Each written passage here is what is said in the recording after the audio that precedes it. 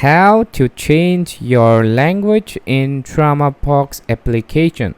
So you might be trying to change the language. By default it's English, so if you want to change the language for DramaBox, all you have to do is go to your profile, and here you will find this language option. Tap this language and select your desired language.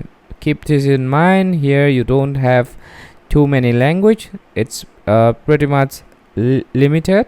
You can see there are not so much language supporting in this application.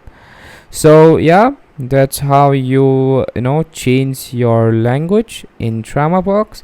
And if you think that your language is not available here, you can simply change your language from your phone's application. So for example, I'm using an iPhone, so here I have to go to settings and general. Here I can change my language, however I'm not gonna make a video for this. So you can change your language here, and you will the language will make changes on your apps as well.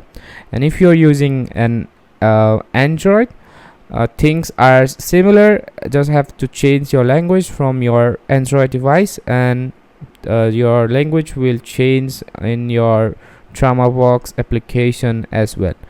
So that's how you change language on DramaBox, and hope this video was helpful. Thanks for watching and have a great day.